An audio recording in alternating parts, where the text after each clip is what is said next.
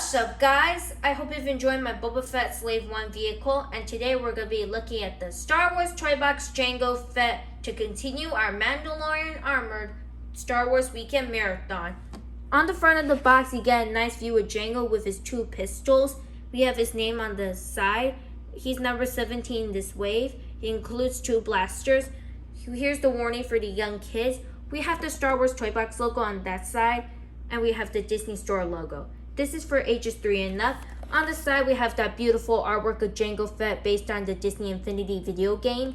Here's the bottom, but no more pamphlet inserts. Here's the other side, and here's the top. On the back of the box, you get a nice view of two mystery characters and Jango Fett himself. We have a Stormtrooper, which is shadowed out, and we have the Mandalorian. Stay tuned for the Mandalorian with Baby Yoda review coming soon, okay? Collect them all. He's number 17 in the wave, which I mentioned before. He costs $12.99 in the USA original, in Canada $17.99 original, but I actually got that for $9.74 USD due to the November 2020 Friends and Family sale where you could save up to 25% off your purchase. I'm happy that I saved a good amount of money. So here's the other places where you can buy it. So you can buy it on shopdisney.com or Disney stores or Disney parks. It's made in China, and here's the Star Wars logo. Now it's time to get it open. So here's Jango Fett out of that casing, which is this one. And we have a nice Star Wars background, which I'm going to keep. And we have this artwork, which is actually taped in. And it's very easy to remove. So I'm definitely going to keep that artwork. So that's cool. Nice artwork. Now it's time to get him out. Okay, it's time to get him out. Except there's no cable ties. That's cool. Let's push him in.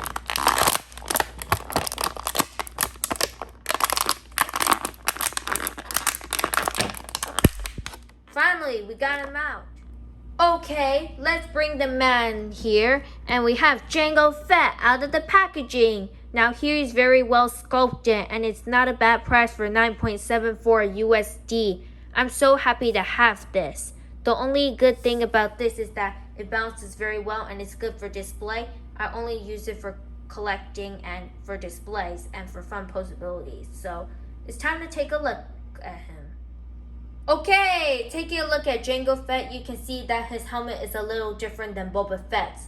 You can see that the helmet, it does not have a dent over there, and you can see that it's all painted blue, silver, and a little bit black, and you can see that it's highly detailed and is a good resemblance to the movie, and I do wish it could come to Disney Infinity if it wasn't canceled.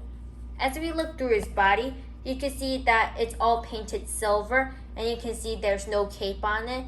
And on this backpack, which is a rocket pack, it does not pivot or anything. It's just a separate piece which is glued on his back. So he cannot remove that, unfortunately. As we look through his arms, you can see that they're very well sculpted with a shoulder pad. And you can see it's kind of like a communication device, as this one is a rocket. As we look through his belt, you can see that it's painted all brown. And as we look through his legs, you can see that there's two holes for his blaster, so you can secure it nicely so that he's ready to grab it in his own hands. That's a nice feature. I do wish Boba Fett came with more blasters so you can have this kind of display. As we look through his legs, you can see that the bottom legs are very well sculpted. You can see that there's highly detail around his ankles and knees. And as the bottom, as we zoom in the camera, I'll show you there. So there's two peg holes at the bottom of the feet, and you can see there's some wordings there. And now for the articulation.